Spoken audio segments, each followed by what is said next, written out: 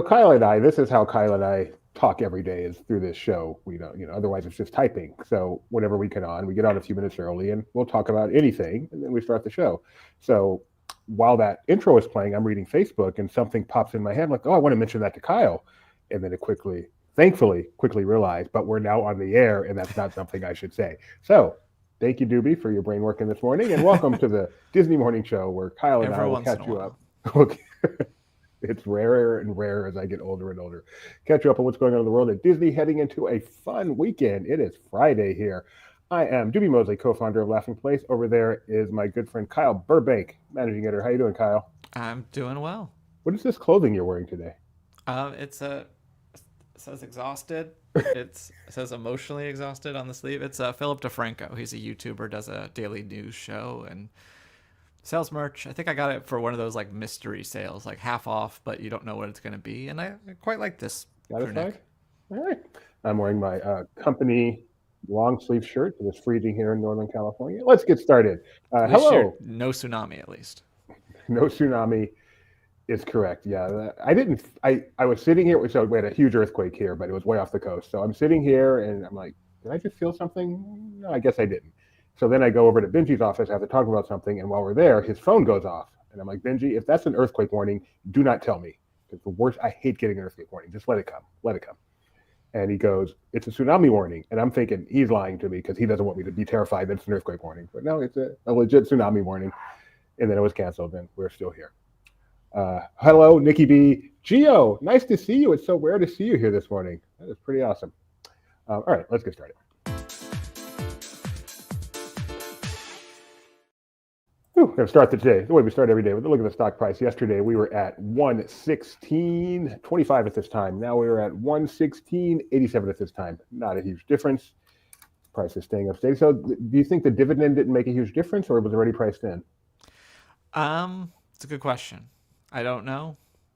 I don't know what the market's doing. I know that Bitcoin reached 100 and then receded, and I don't know where it's at now. Well, let's find out. We should add that to the. No, we should not. But Bitcoin is now at 99,376. So, but up 23. I mean, I am one of probably hundreds of thousands of people who can say this. But there was a time in not my early life. There was a time in the early life of Bitcoin where I actually owned Bitcoin for reasons I have no idea why, and I have no idea what happened to it. I may have spent it. I may have put it on a hard drive. I have no clue. I may have written down the code somewhere. No clue whatsoever. Gone forever. Like I said, I'm one of probably. So there's $100,000 and not a candy bar just floating around in the ether. I may have spent it. I may have bought pizza with it. I truly don't remember. But I know I'm one of probably tens of thousands of people who can say the same thing, which is probably part of the reason why it's worth so much. So it's not like, but it's just fun concept. I could be rich instead. I'm doing this. It's okay. At least it could be worse. You could be a weatherman.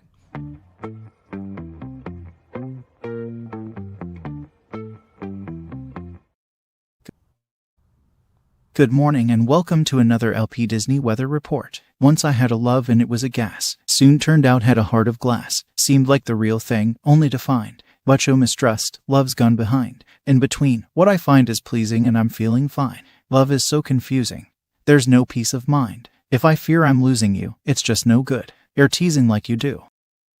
Let's get to the weather. Anaheim had another foggy morning, but the sun will shine through today, leading to a high of 75. Walt Disney World will be overcast today and will only make it to 68 degrees with an evening low of just 51. Castaway Cay is 72 now but will actually warm to 75 by dusk. Lookout Cay at Lighthouse Point is a tad warmer today as it will reach a high of 77 around lunch. Disneyland Paris is in the 40s this evening with light rain likely to make its way to the area before the end of the night. Tokyo will be cooler tomorrow with a high of 53 and partly cloudy skies. Shanghai will make it to the mid-50s tomorrow but light winds will make it feel a bit colder. Finally, Hong Kong is about as perfect as it gets tomorrow, 71 and sunny. And that will do it for another Disney weather update. Have a great day and I'll see you soon. Bye for now.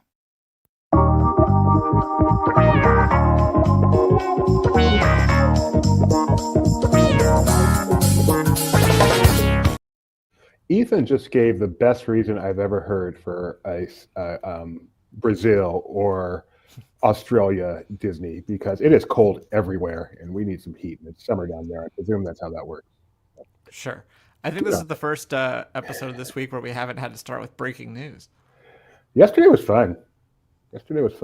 I'm still amazed that they can post something at 9 o'clock and by 9:02 we've got 17 stories up. Magic. Chatty working overtime today. Yesterday. Okay, let's get started with the news, and we are starting with Dino Land, which is just a fun story. They are running out of plush, or at least their custom plush that they have that features the Dino Institute logo. Dino Land closes on January 12th to make way for Tropical Americas, and the prizes featuring the Dino Institute logo are in limited numbers. So I guess other Disney plush are filling the shelves so that they still have something to give away. So what a fun little article. Yeah, there was spotted some new emo. I think Jeremiah won a new emo, a Moana new emo. Are those new? These are new emo, right? Yeah, those are new emo. Yeah. So so I was actually at Dinosaur. Well, my son rode Dinosaur 41 times, so I was in the land a couple weeks ago, and thought, this thing is going away. This is probably our last time seeing it. I should, get one last game in. And then I saw $6, and I'm not even sure I had a first game in because that's very expensive. So I passed. Bye. We won't miss you too much. You ready, Kyle, or should I go on? No, I'm good. So Okay. Disney was nominated for several awards for the 30th Annual Critics' Choice Award, 39 in total. I just want to hit some of the highlights. The best drama, they got Shogun, The Old Man. Best actor in a drama, both of those plus Doctor Who. Best actress in a drama, Shogun. And then as far as comedies, the dominance increases. You have Abbott Elementary, The English Teacher, Only Murders in the Building, and What We Do in the Shadows. And then also 4 nominees in the Best Animated Series. These run the very diverse. Bluey, Bob's Burgers, The Simpsons, and X-Men 97. All animated shows, all very different, except for Bob's Burgers and The Simpsons. They're comparable. And if you want to see who wins and how many awards Disney actually wins, the Critics' Choice Awards will air January 12th on E with an exclamation point. I love that. I hope this is better. If not, I have no hope. I love that Bluey is going to just blow all these other things out the water. It deserves to. If it doesn't, that's a shame. Over at Disneyland, Tiana's Bayou Adventure has new magic. We're going to watch it, and then I'll describe it. So there it is. There is. I don't want to get their names wrong. Ray and Evangeline in the sky in the final scene at Tiana's place above the cityscape of New Orleans. It did not open with the attraction, but it is there now. And we did get our own photos and video this morning. Yes. Okay, so I didn't skip them. They're just not up yet. Oh, did you refresh? Because I thought he added it. Oh, they've been added here. Okay, let's see. I did not need to refresh since I just loaded it. There we go. All right, much more fun. Let's watch LP. This is not a great attraction. It does have a great finale. This final room is spectacular. The part that it does most like the previous is the best. That final room is, I would say, as good as Splash Mountain was, the finale scene is better than Splash Mountain. They worked really hard to add those 2 stars 6 months after. Did we look at an old movie? Just what was in this space before? Just the sky without the stars? Yeah, we have. I don't know if he added the before and after to the article, but if not, then he's going to. But there's a picture. There you go. There you go. All right, just keep scrolling, Doobie. Just a sky. Not a big deal, but nice little addition. Thanks, Disney. Love when you do the little things like that. Speaking of new things, over at Universal Orlando Resort, Jeremiah happened to spot this, and then we got more info after the fact and put it all together. This was at Disneyland. That's been added to Disneyland. I do not know if it's at Magic Kingdom. No, that was Magic Kingdom. That was Magic Kingdom? Yeah. Really? Did I just write that wrong? No, I just read that wrong. Thank you very much. I must have said Disneyland, and that's why Rebecca said this. So thank you for the correction. Sorry, I didn't catch when you said it the first time. I was just like, he knows what he's talking about. So no, I don't. So do we know? Is it at Disneyland? I don't know. We'll have to check that video out. Okay, go on. Maybe they wouldn't have to add it. Maybe they did it right the first time. Well, that's what I'm wondering. I need to know this now. But over at Universal Studios Florida, like I said, Jeremiah spotted this new fuel rod station in the New York section.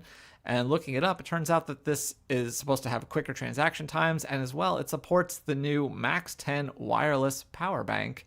So instead of having wires, if you have a phone that has wireless charging or MagSafe, these will be one of the new fuel rod things. And so yeah, this is a test that's happening over at Universal, and if it goes, they're hoping to roll out these new machines. We don't have details yet on if the wireless power banks, like if you have a current fuel rod, if you can exchange it for that, or how much it costs. But kind of interesting, because that's a nice feature. If you, although I will say wireless charging tends to be slower, so that's something to keep in mind. As cool as it is, and also keeping those connected, because I imagine when most people get fuel rods, you want to just plug it in and like keep it in your pocket or purse or something. If you have wireless charging, it's very sensitive, so that's kind of annoying. But if you have MagSafe and it actually sticks to it, that might be a bit better. So many things to consider. Yeah, it doesn't seem like it's as big a deal as when you have one at home. But I like fuel rods. I'm sorry, I need to know if this is at Disneyland, so I am looking at video right now. That's fine. I can talk about if you want to pull up the next story, I can talk about that while you do some research. Yeah. Tokyo Disney Sea. Oh, you're going to do that for me? Yay. That's what I'm saying. Oh, okay. I misunderstood. Go ahead. Go for it. Teamwork makes the dream work. Over at Tokyo Disney Sea, they just announced a new show that's going to be coming. It's called Hangar State. It's coming in summer, June 16th specifically. It's set in an airplane factory as dreams take flight. It's coming to Tokyo Disney Sea Hangar State. The show is called Dreams Take Flight. See, this is why I need to research before time. It finds Mickey and other Disney friends coming together to build an airplane while singing rhythmically and doing some dances. A variety of characters will also join the festival, including Miguel, Timon, Merida, Doobie's favorite, and Pocahontas and Moana. Now Siri thinks I'm talking to her, and this replaces the Song of Mirage, which I never actually saw, and that had its last performance back before the pandemic in 2020. All right, I have an answer. Finally getting a new show. I have an answer. I'm just trying to figure out a way to show the answer. I think I got it. Start at, copy, bring it here, boom, boom, share this tab, make it big, and as we can see, let's back up a bit, there is no, at least on our video taken right around opening day, there were no Ray and Evangeline. So, I mean, it seems like such an obvious thing that I don't think it's a techno. I think they probably just didn't think of it, and someone's like, "Why don't we put Ray and Evangeline up there?" And they're like, "Oh, okay, yeah we should do that." So yeah, it's not a very complex. Yeah, when I saw they're announcing the special effect, I'm looking at them going, when does the special effect start? That's the thing. Announce is like looks the same thing. Like, oh, they'll do anything for this promotion. I'm like, they put up an Instagram post. Like, I fully anticipate that they'll eventually get around to doing a Disney Parks blog post. But they did a little bit just to let people know it's there. But it is an Instagram. They're not acting like it's a huge thing. No, they're not. I'm not trying to say they are, but just it was termed a new light effect, which is exactly what it is. But when I hear effect, I'm thinking more than that. Nothing they did wrong. But why isn't it? Will it come to Disneyland? I think it's interesting that they put it at Disney World. It's not at Disneyland yet. I don't think they mentioned in the Instagram if it would be coming to Disneyland. So of interest. If the probably depends on when they get a chance to do it, and I don't know if that traction is still going down as often as it was when it very first opened. So maybe once they get to stability and they can go in there and do that. Okay. And I've had my share of bad reviews. I still remember my first good one, though. Everything else in this production of Our Town was simply terrible. Joey Tribbiani was abysmal. So we have put off a lot of reviews this week because we've just had a lot going on, and reviews are a little bit timeless. So it is time now to catch up. We've got 4 reviews today that we're going to be doing. We're going to start with Paris Has Fallen, a new Hulu show that starts today. I know what I'm doing today.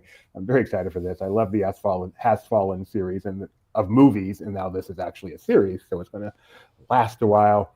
So let's get into this with Paris Has Fallen, debuting today on Hulu. This review is by Alex Rife, where I know Alex well. I love Alex very much. I'm not positive he's the target audience for this, but he gave his review. We're going to let Chatty summarize it. Paris Has Fallen expands the Has Fallen franchise. I love the fact that Alex had to catch up on the franchise before watching this. Expands the Has Fallen franchise into television, delivering a character-driven narrative set in France. The series follows French protection officer Vincent Tillid and MI6 operative Zara Taylor as they confront Jacob Pierce, a vengeful former French Foreign Legion officer targeting corrupt officials. Other people anchor the series with strong performances, while Sean Harris stands out as the chilling antagonist. The show balances high-octane action with a deeper character exploration. though it occasionally stumbles with predictable plotting and moments of implausibility, hard to believe for this series of movies. Overall, Paris Has Fallen offers a thrilling addition to the franchise, maintaining its signature intensity. According to Chatty, Alex gives a 3.5 out of 5. And now, before Kyle begins our next series. Sorry, I thought you froze, but it was me. Oh, before Kyle begins our next series. Okay.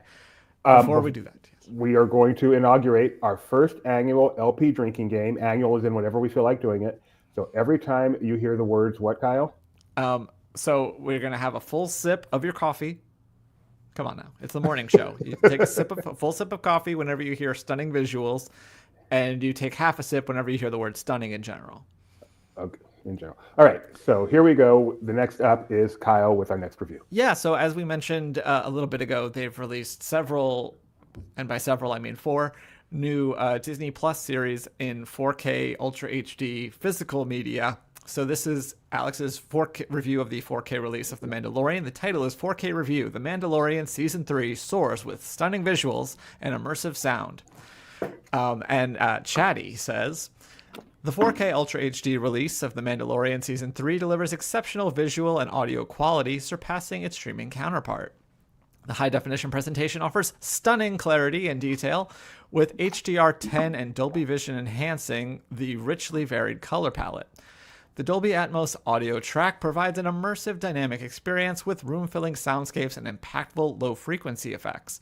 While the release excludes the comprehensive Disney Gallery specials, it includes exclusive features that offer unique insights into the season's production, encased in elegant steelbook packaging with an exclusive artwork and collectible concept art cards. This release is a must-have for fans and collectors. Based on this review, the reviewer would likely rate it a 9 out of 10. Okay, and the fourth, we're doing 3 today. The fourth one was Hawkeye, which we actually did do earlier in the week. Next up is Loki Season 2, a spectacular multiverse finale in stunning UHD. The 4K Ultra HD release, this is also by Alex, release of Loki Season 2 offers exceptional video quality with HDR10 and Dolby Vision enhancing the series' rich color palette. Never heard that before. The Dolby Atmos audio track provides an immersive experience utilizing side, rear, and overhead channels to create a dynamic soundscape. Exclusive bonus features include a behind-the-scenes documentary, a gag reel, and deleted scenes, all packaged in a collectible steelbook with unique artwork and concept art cards. Alex would give this a 9 out of 10. And then finally, we have the review of Ahsoka Season 1. This is the title 4K review. The Force is strong with physical... We have some banned phrases. Is the Force is strong on that list, or is it just near the list? Because I know we have these are not the droids you're looking for. And I'll let you know by the end of your read. Okay. The Force is strong with the physical release of Ahsoka Season 1. The 4K Ultra HD release of Ahsoka Season 1 delivers stunning visuals with Dolby Vision and HDR enhancing the series' evolving color palette. The Dolby Atmos audio track provides an immersive experience, effectively utilizing multiple channels for dynamic soundscapes.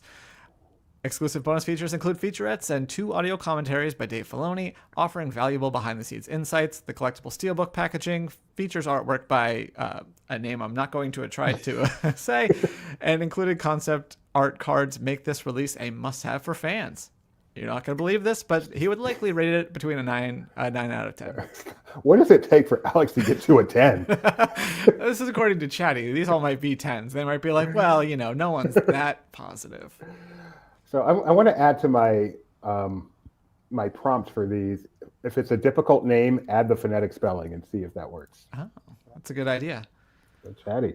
All right, we do have another one we're not going to do today, but you can look forward next week to a review of Nat Geo's Inside the Enchanted Forest, which actually I read the review and it sounds like a fun show. So come back next week. Okay. And the rest. All right, a few more news items we've got for you before we close out the day. Kyle will get us started here. Yeah, Disney has relaunched their Protect the Pride campaign.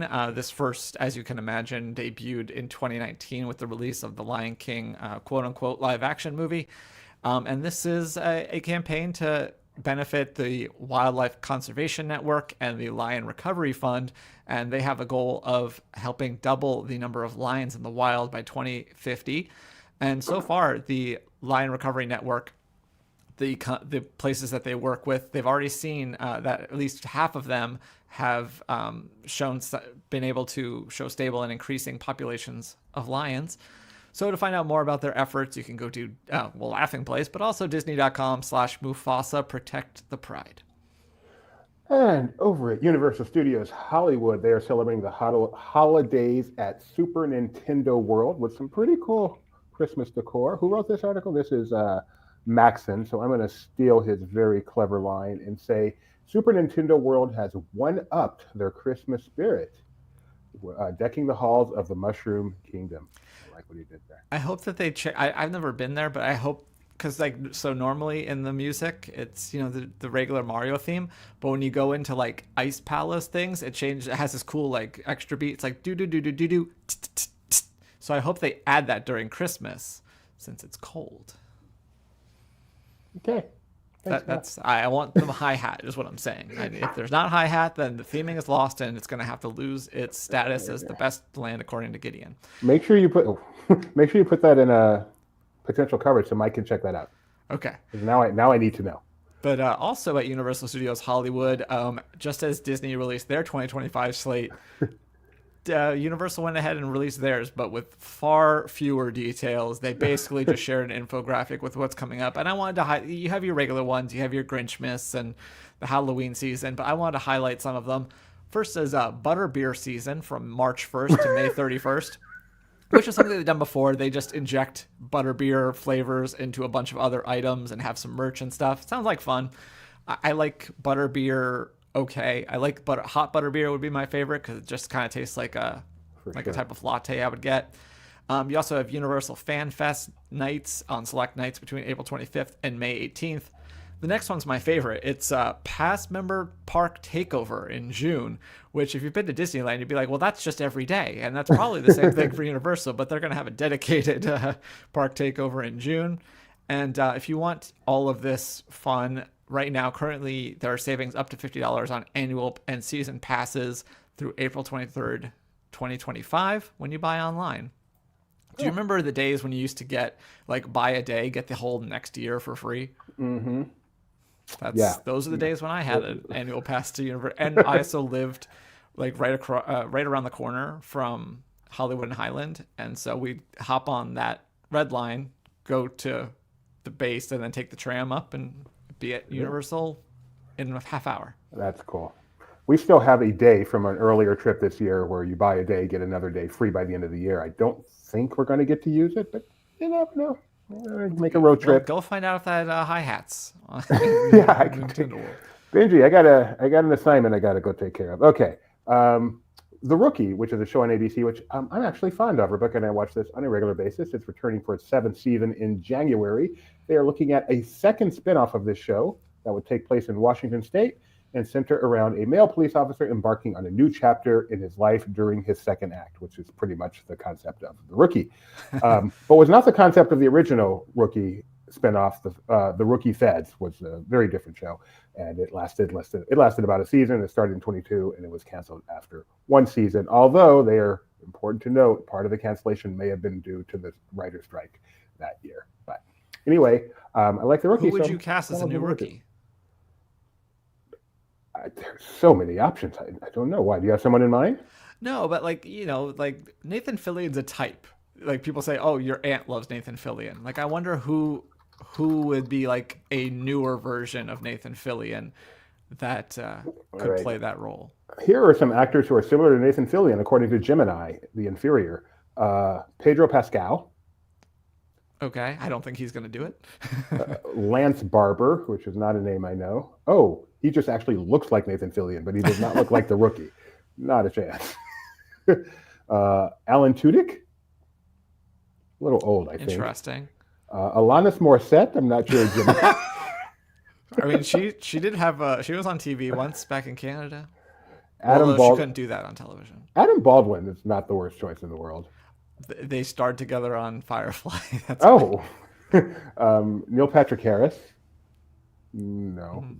Joss Whedon, not a lot in front Again, of now the they're cameras, just paying people connected to Nathan Fillion because I think Neil they Patrick are. Harris is connected to him through Okay.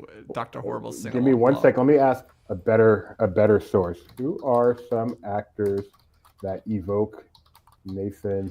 I find Gemini to be a bit two-faced, honestly, Gio. All right. Again, okay. Alan Tudyk, it mentions, but co-star in Firefly, but it also mentions Chris Pratt, Ryan Reynolds. Yep. Yeah, these are way too. Okay, we're coming down now. James Roday Rodriguez, actually. Ooh, that would is be a not fun bad. show. That is not bad at all. He is the star of Psych for. We're now campaigning for James Roday Rodriguez I to like star that in this Rookie too. And one other one Boogaloo. it mentions that I think would be a great choice is Patrick Warburton. Oh, A little like old. that. He's already retirement age. All right, James Roday. I'm still used to seeing Psych. James Roday. It was there the whole time. My man. I've heard it pronounced. I didn't mean to cut off your joke. I've heard it pronounced both ways. Okay.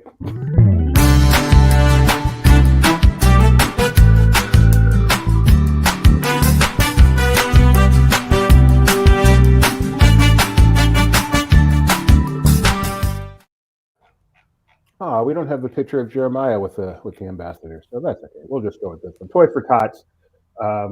Over at Walt Disney World, they do the gathering, the sorting, the counting, and they invited LP to come check it out. LP goes everywhere. That's what this Around LP segment is about. So Jeremiah went there, and they took care of all the toys they collected during the Disney Ultimate Toy Drive, all the Disney volunteers. So we have coverage of that. We love the work that Disney does in the community, and we're happy to shine some lights on it. And that's all I got around LP. Let me check. There must be more. There must be more. I didn't check YouTube. We have anything new on YouTube? I think. Yeah, we have a Toys for Tots video. Okay, moving on. The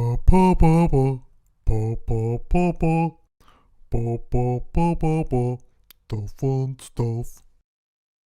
And Disneyland Paris was nice enough to give us a full video of their Notre Dame, apparently is the way I'm supposed to be pronouncing it. Yes. That's not it, though. Notre Dame projection and drone show that they're doing in front of Disney Illumination in celebration of the return of Notre Dame. When does that reopen? Tomorrow?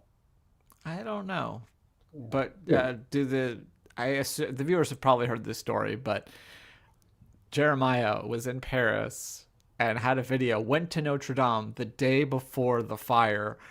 And so on his flight home, he was just getting a bunch of texts like, "What did you do?" And so we went ahead and put that video up. We opened on Sunday. Thank you very much. He has a video of the bells. So if you wonder why there's a Notre Dame video on Laughing Place, it's because he happened to capture the bells ringing the day before the unfortunate fire. But luckily, it's back open. I believe it's like one of our top 5 videos of all time. Up there with the real dinosaurs.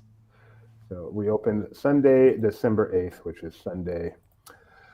All right, I think that's it. So we will close out the week with my favorite segment, other than the rest, and that is This Day in Disney History, where Kyle shows... And the rest, or just the rest? Where Kyle shows off his Disney knowledge by guessing what happened on this day in Disney history with very subtle hints. On this day in 1980, a movie opened. In a harbor town quirky and quaint lived a sailor both rugged and faint. Through trials and strife, he sought out a wife and a tale full of grit and restraint. Is that Popeye? That is Popeye. 1980s Popeye. Have you ever seen this movie, Kyle? So I haven't, but there's You're in it, aren't you? There's a song in that movie called "He Needs Me," and it's used in my favorite movie of all time, Punch Drunk Love. So I have some familiarity, and also, if you go to Laughing Place, you can find an article that Edith wrote for us where she was in Malta and went to where they filmed this, and they've preserved part of the set and stuff like that. Forgot about that. Yeah, that's one of the cool Around LP items we've got. All right, in 2012, 2 major things happened at Walt Disney World. I don't really have, there's no limerick for this one, but 2 major things opened at Disney World on the same day in 2012 at an event I was at. So is that just New Fantasyland? New Fantasyland, and something happened at Epcot as well. Okay. Would that be Tron Track? Tron Track? Test Track 2.0? Yes, Test Track 2.0. Very good, very good. Also open that day, which is not worth a mention, is the Jack Sparrow thing over at Disney's Hollywood Studios. Wow, I did that once.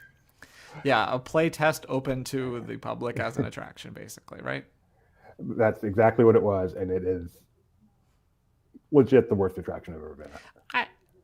I don't know. No, the it's effect not. itself is cool. It's just like, Enchanted Tales with Belle, it's worth it just for the pre-show. It is not the worst. Minions Blast at Universal Orlando is worse. That was pretty bad. Yeah. Okay. I think we are done. Right on time. Anything drop at 10? Benji has something. Oh. He's private chatting. Okay, let's hear it. Do you want to come on and talk about it, or do you want to pass it on? Okay, we're going to bring Mr. Benji on. And what do you got to say? So we just got a statement from the Walt Disney Family Museum regarding the Walt Disney Audio Animatronic Project. And that the Walt Disney Family Museum would like to express our support and admiration for the work that the Walt Disney Company is doing to create an audio animatronics figure of Walt Disney as announced at the D23 Ultimate Disney Fan Event in August 2024. The Disneyland and Imagineering teams invited members of the museum's board, which includes 5 of Walt Disney's grandchildren and 3 of his great-grandchildren, to view the current progress on the project in July 2023, which would have been a year before we knew it was a thing. Chris Miller, Walt Disney's oldest grandson and a member of the board, said, "We are grateful that the Disneyland and Imagineering teams reached out for any observations we could make for the accuracy of their model. Their work to that point was stellar, and they were very eager to be as accurate as possible in creating this. We came away confident that this is the right group to take on this project." Tamara Miller, who is probably the one that one of the Disney family members that fans have the most conversation with, says, "The addition of the audio animatronics figure of our grandfather to the park's attractions complements and enhances the museum's mission to educate people about who he was. We believe that our grandfather would have been enthusiastic about the project and fascinated by the advancements of the audio animatronics technology that was first developed during his days at WED, a technology that has always been passionate about, as evidenced by great moments of Mr. Lincoln in the Enchanted Tiki Room." And then they go on to talk about how the Walt Disney Company and the Disney Family Museum have been collaborating on various projects, and that how they have been supportive of the museum with historical information, loaned objects, and supports of their initiatives. And I think the rest is just more information. But notably, the one that you quoted in your piece, I forget which Miller that was, but Joanna was not part of this. I like it now. She apparently still feels the same way. I haven't gotten an update from her. I mean, I checked her Facebook this morning. This seems to be. Is she on the board? Do you know if she's on the same? She is not on the board. Okay. And the family is. I mean, as many families, doesn't always see eye to eye on everything. So, I am not. What are you gonna say? I don't know.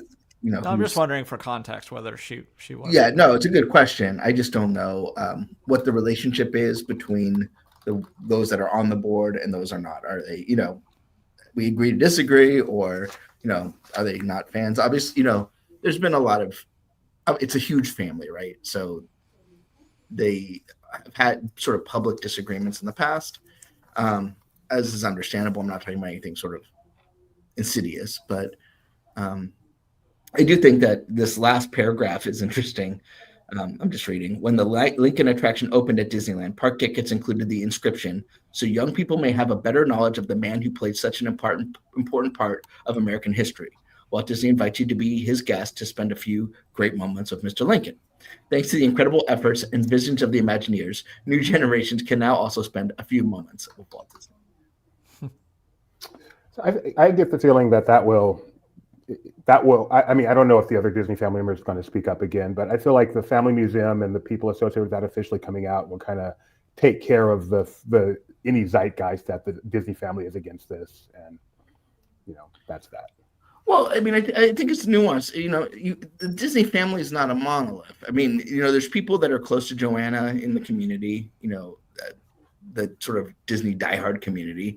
There's people who are more close to Tamara or Chris, and it's not meant to be the family. And even when they did that board letter, supporting Bob Iger, not everyone was listed, which is okay. I don't think Disney fans can say, oh, the family supports this, but I think they can say there's a significant portion of the family, and it is not universally despised, and it's not an open and shut case whether Walt would have liked it or not. I think it's more important that they can't say the family's against this. Right, exactly. Yeah.